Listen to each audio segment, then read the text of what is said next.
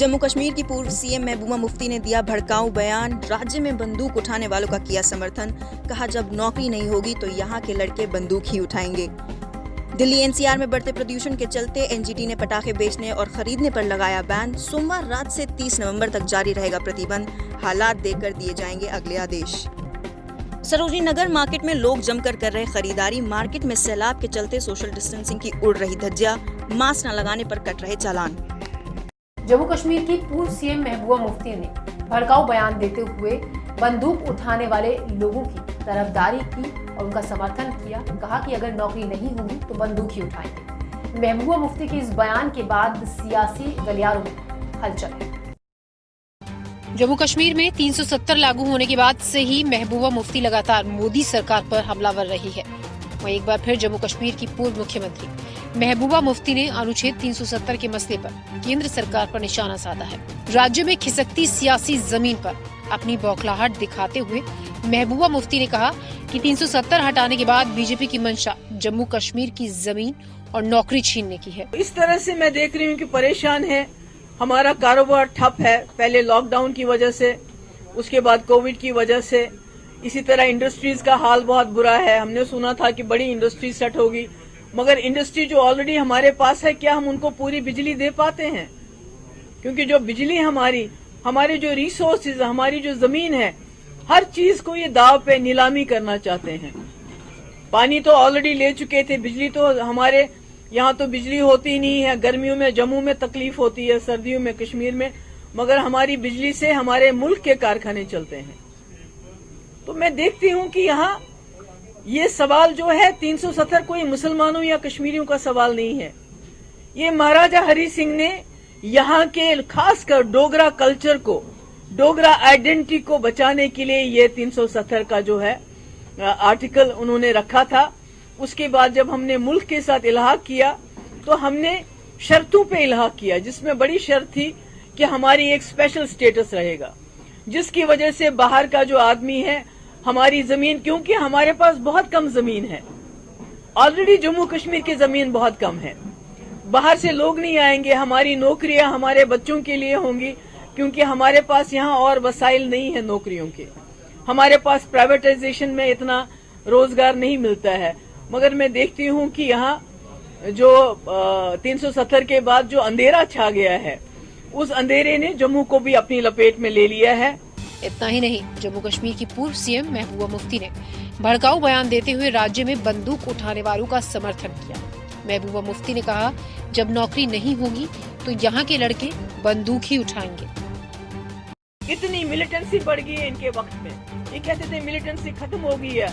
आज एक एक गांव से 10-10, 15-15 लड़के एक साथ चले जाते हैं। ने जो एक आवाज थी, तमाम आवाजों को बंद कर दिया है। आपने लोगों के पास कोई रास्ता ही नहीं छोड़ा है।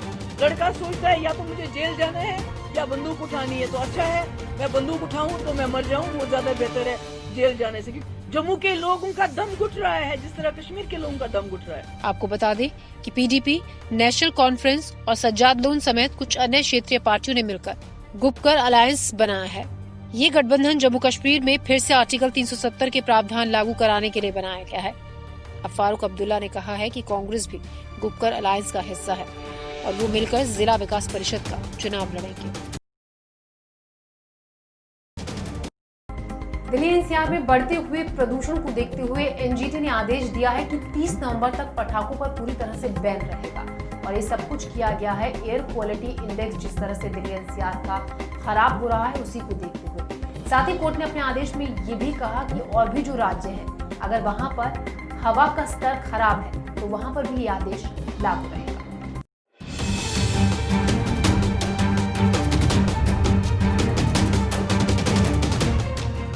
दिल्ली एनसीआर में लगातार बिगड़ते प्रदूषण के हालात को देखते हुए एनजीटी ने आदेश जारी किया है। एनजीटी ने सोमवार को अपना आदेश सुनाते हुए दिल्ली एनसीआर में 30 नवंबर तक पटाखों के चलाने पर रोक लगा दी है। कोर्ट ने अपने आदेश में कहा कि बाकी राज्यों में जहां एयर क्वालिटी खराब या खतरनाक स्तर पर है, वहां भी पटाखों को जलाने पर बैन होगा।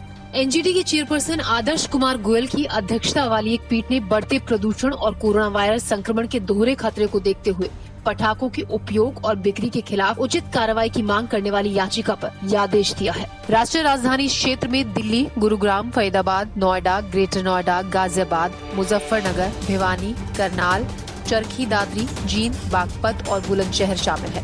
हालांकि हरियाणा के मुख्यमंत्री मनोहर लाल खट्टर ने रविवार को घोषणा की कि लोगों को दिवाली पर 2 घंटे पटाखे बेचने और फोड़ने की अनुमति है। प्रधानमंत्री नरेंद्र मोदी ने अपने संसदीय क्षेत्र वाराणसी को दिवाली का तोहफा दिया और 600 करोड़ से ज्यादा की परियोजनाओं का उद्घाटन और शिलान्यास किया।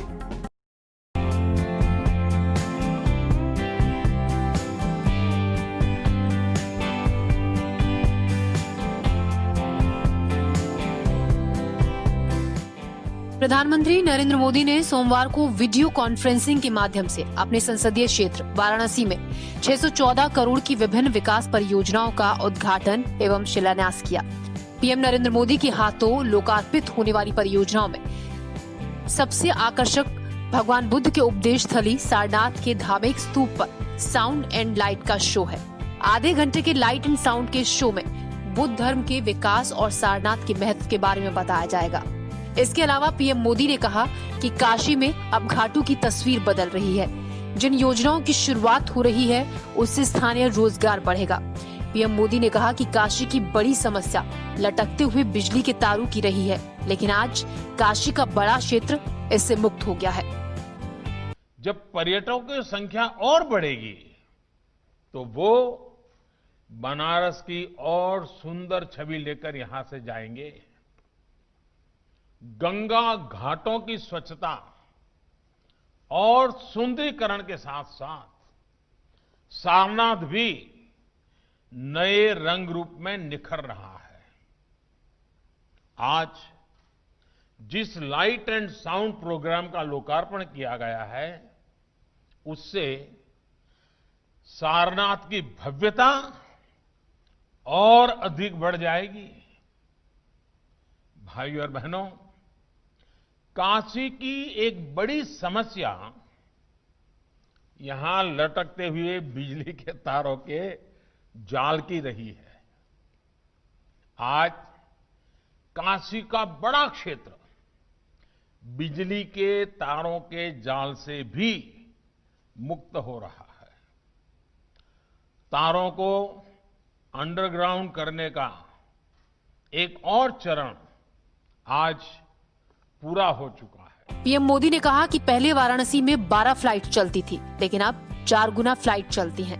अपने संबोधन में पीएम मोदी बोले कि काशी के इंफ्रास्ट्रक्चर से यहां रहने वाले और बाहर से आने वाले लोगों को फायदा हो रहा है। हमेशा से हमारी सरकार की सर्वोच्च प्राथमिकता रही है काशी वासियों का और काशी आने वाले हर पर्यटक, हर श्रद्धालु का समय सड़क जाम में न व्यर्थ हो, इसके लिए नए इंफ्रास्ट्रक्चर का निर्माण किया जा रहा है। बनारस में आज एयरपोर्ट पर सुविधाएं बढ़ रही हैं। बाबतपुर से शहर को कनेक्ट करने वाली सड़क भी अब बनारस की नई पहचान बनी है। आज एयरपोर्ट पर 2 पैसेंजर बोर्डिंग ब्रिज, उसका लोकार्पण होने के बाद इन सुविधाओं को और विस्तार होगा। ये विस्तार इसलिए भी जरूरी है क्योंकि 6 वर्ष पहले यानी आपने मुझे आपकी सेवा करने का अवसर दिया, उसके पहले बनारस में हर दिन 12 फ्लाइट चलती थी। आज इससे 4 गुना यानी 48 फ्लाइट चलती हैं, 48 फ्लाइट्स। यानी बनारस में सुविधाएं बढ़ती देख बनारस आने वाले लोगों की संख्या भी बढ़ रही है। वहीं प्रधानमंत्री नरेंद्र मोदी ने दशाश्वमेध घाट और खिड़किया घाट का पुनर्विकास, पीएसी पुलिस बल के लिए बैरक, बनिया बाग में पार्क के पुनर्विकास के साथ पार्किंग सुविधा, गिरजा देवी संस्कृत शंकुल में बहुउद्देशीय हॉल के उन्नयन सहित शहर में सड़कों की मरम्मत और पर्यटन स्थलों के विकास परियोजनाओं का शिलान्यास किया।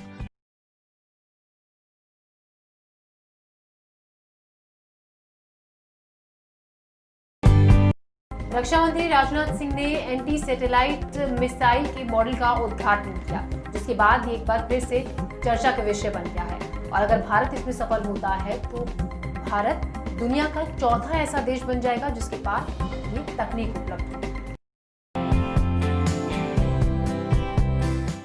रक्षा मंत्री राजनाथ सिंह ने सोमवार को दिल्ली में DRDO मुख्यालय में एंटी सैटेलाइट मिसाइल सिस्टम की मॉडल का उद्घाटन किया। राजनाथ सिंह की ओर से एंटी सैटेलाइट मिसाइल के डिजाइन को पेश किया गया है। ये तकनीकी क्षेत्र में उन्नत विकास को दर्शाता है। इसके बाद अब एक बार फिर से एंटी सैटेलाइट मिसाइल सिस्टम चर्चा में आ गया है। बता दें, भारत साल 2019 में मिशन शक्ति के तहत सैटेलाइट सिस्टम का सफल परीक्षण भी कर चुका है। यानी कि इस परीक्षण के बाद अमेरिका और रूस जैसे देशों के क्लब में भारत शामिल हो गया है। इस मिसाइल के जरिए भारत को ये बड़ी उपलब्धि हासिल हुई है। इस मिसाइल के तहत अंतरिक्ष में मार करने वाले मिसाइल की तकनीक हासिल हो गई है। गौरतलब है कि इसरो का ये 51वां मिशन था। इसके बाद कई अभियानों के तहत भेजे गए सैटेलाइट की संख्या 300 से ज्यादा हो गई है।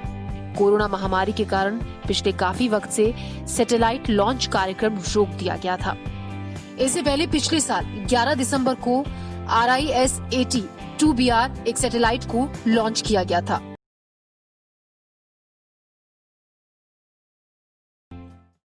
दिल्ली के फेमस बाजार में से एक सरोजिनी नगर मार्केट, जहां ग्राहकों की बेतहाशा भीड़ है और इस भीड़ को देखकर दुकानदारों के चेहरे खिले हुए हैं, क्योंकि लॉकडाउन के बाद अचानक से ग्राहकों की इतनी भीड़, जो मंदी का असर बाजारों में था, वो धीरे धीरे जा रहा है। लेकिन ये भीड़ एक चिंता की बात भी है। चिंता की बात इसलिए कि कोरोना का वक्त चल रहा है। ऐसे में सोशल डिस्टेंसिंग की जमकर धज्जियां उड़ती हुई नजर आई।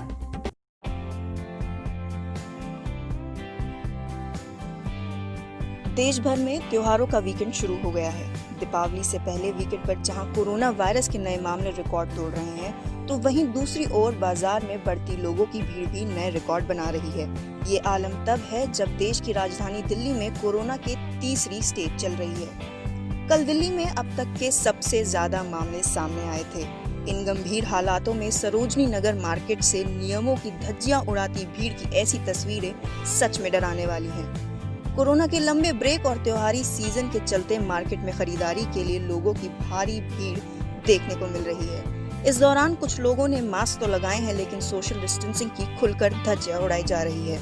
कई लोगों के मुंह पर मास्क हैं तो कई लोग बिना मास्क के ही घूम रहे हैं। लोगों के चालान तो कट रहे हैं, लेकिन बावजूद लोग इसके पास नहीं आ रहे।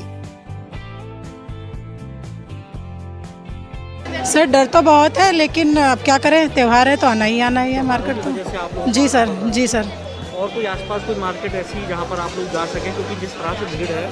नहीं सर हर मार्केट में यही भीड़ है। कहीं भी भीड़ ऐसा नहीं भीड़ नहीं है, हर जगह यही है। अच्छा, पुलिस वाले आप लोगों को पूछताछ करते हैं? नहीं, कुछ भी नहीं करते हैं। दुकान वाले भले करे, पुलिस वाले कुछ नहीं करते। लोगों में धीरे धीरे डर खत्म होता जा रहा है कोविड के अलावा, और सरकार तो कुछ कर नहीं रही, चालान काटने के अलावा कुछ नहीं कर रही।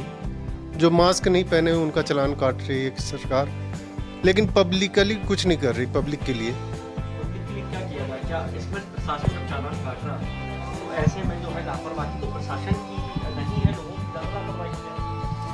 नहीं, लोगों की लापरवाही है, मैं मानता हूँ लोगों की लापरवाही, लेकिन लोगों के लिए सरकार क्या कर रही है? सरकार अपनी तरफ से क्या कर रही है? इलेक्शन करा रही बिहार में, वहाँ रैलियाँ हो रही, वहाँ कोविड-19 नहीं है। सिर्फ मार्केट के लिए, मार्केट वालों की क्या हालत है, कभी सरकार ने कभी गौर किया?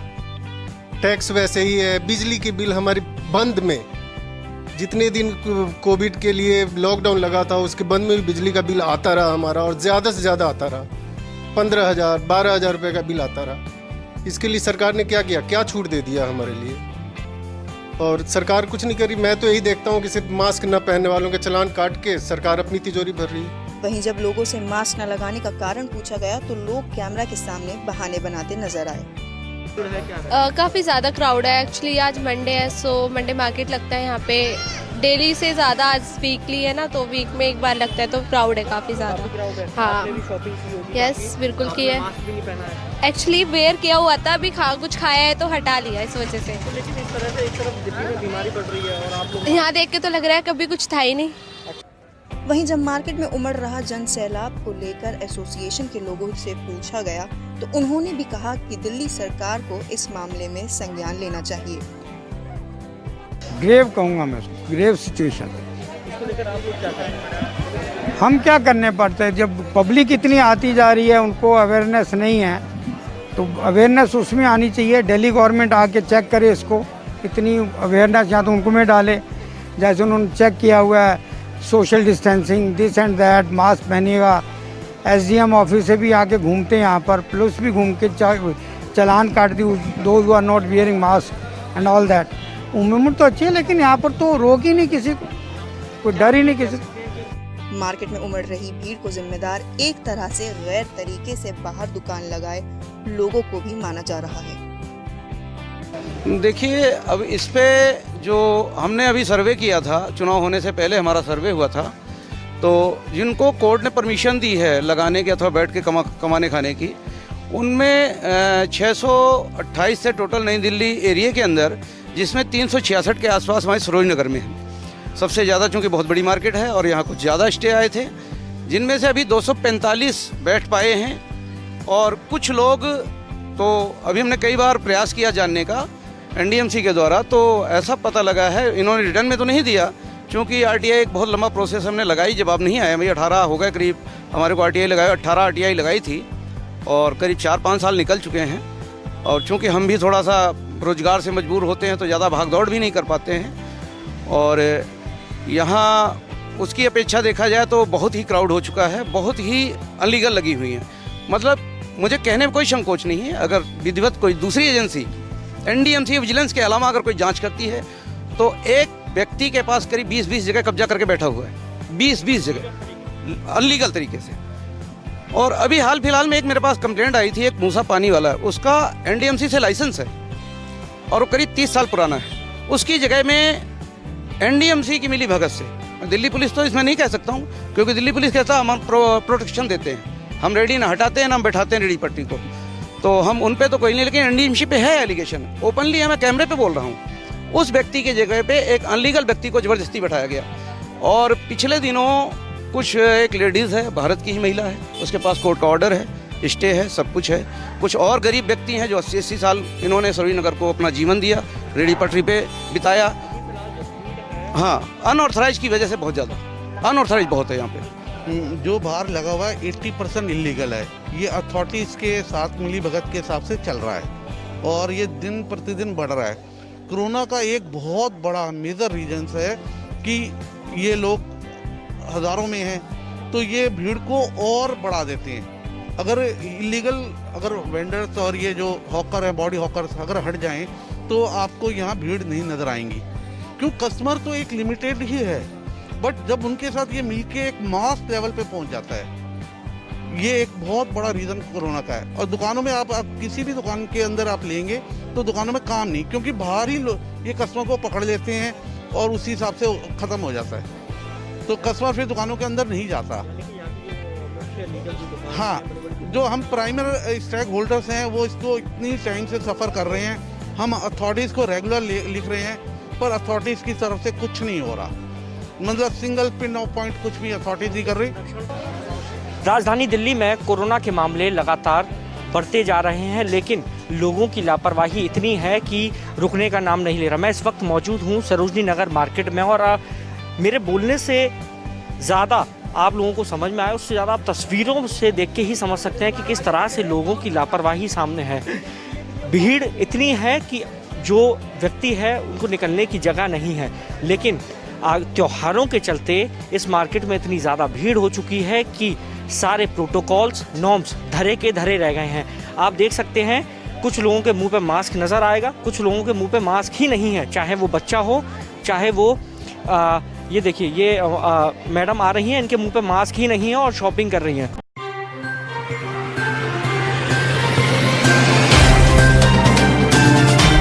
Subscribe now and press the bell icon. Never miss an update.